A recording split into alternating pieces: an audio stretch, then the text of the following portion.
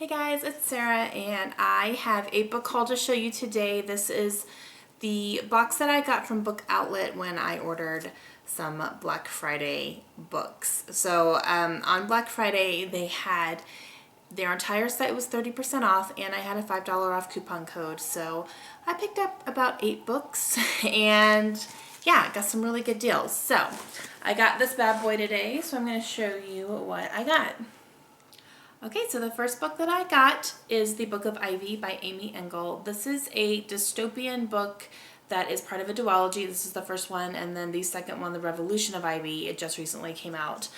This, like I said, is a dystopian. It's a YA, and I've heard nothing but really, really good things about this duology. And a lot of people were kind of taken by surprise that it was so good.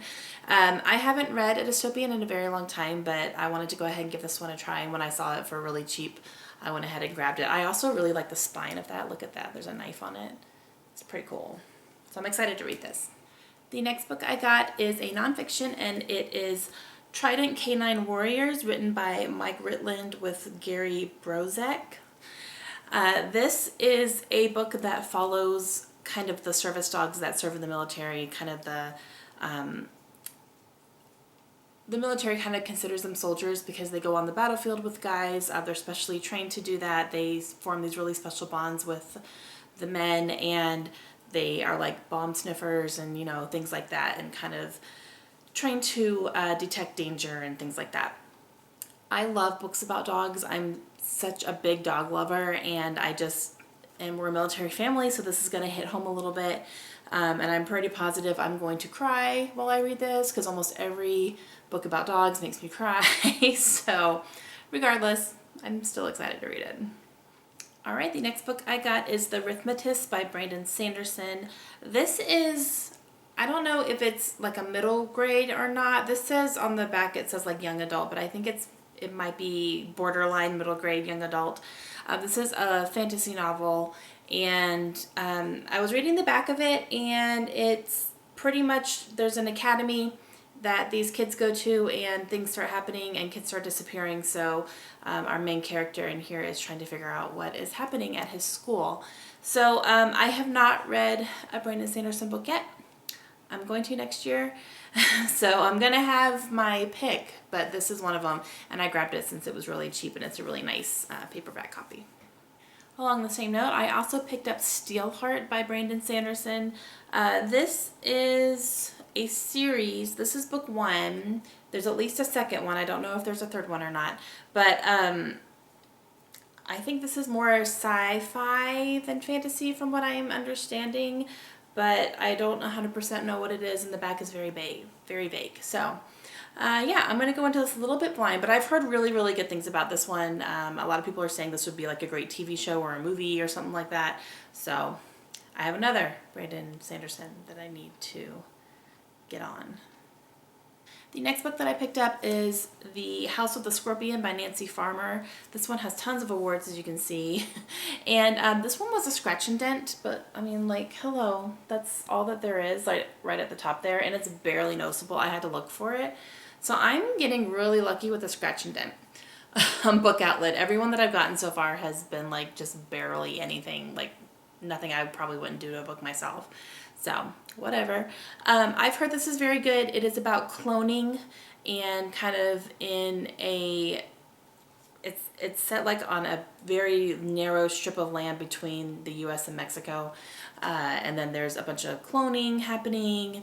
But I've heard very, very good things about it. And, you know, obviously there's got to be some good stuff in here, right? So, yeah, I'm excited to read this one. The next one that I picked up is Afterworlds by Scott Westerfeld. This book is very heavy. Oh my gosh, it's thick, but it's very heavy. I was surprised when I picked it up. I was like, holy crap. So I've heard mixed things about this book. Some people have liked it. Some people thought it was just okay.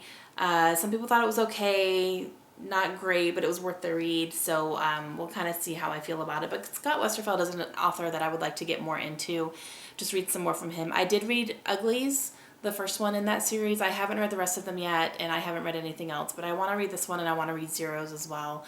But I just kind of want to give him a chance as an author and kind of see what he has to offer.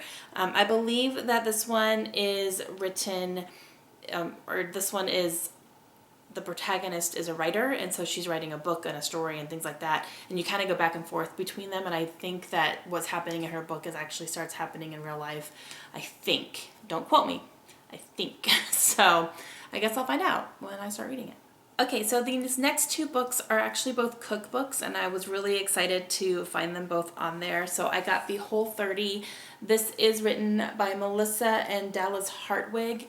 They developed the Whole30 eating program and kind of like the concept behind it. And basically what it is you take a month and you basically take that month to cut out processed foods and things like that. So you eat whole foods for an entire month and kind of let your body absorb that.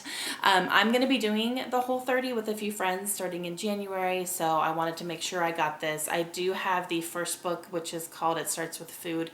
That's more of like a novel, like the science behind the program and the concept behind it. So I'm going to read that this month and then use this, which is more about the actual program and what you should and shouldn't eat and recipes and things like that in here.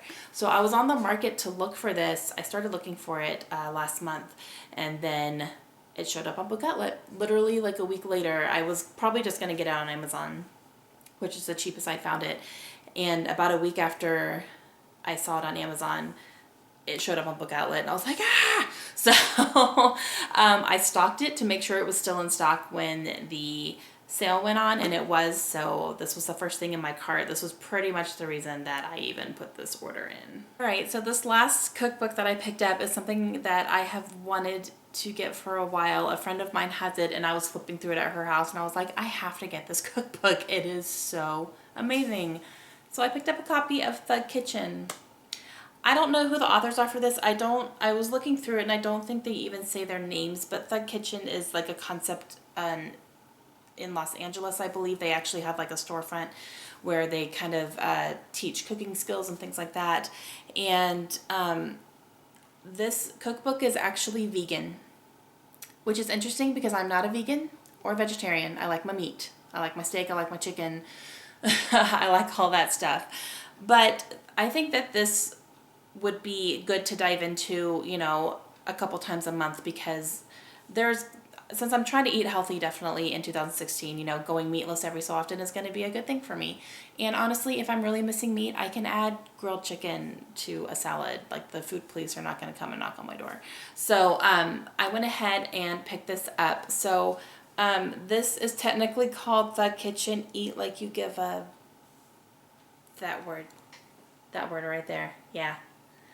Yeah, that's what this book is. There's swear words all through this, and it's hilarious.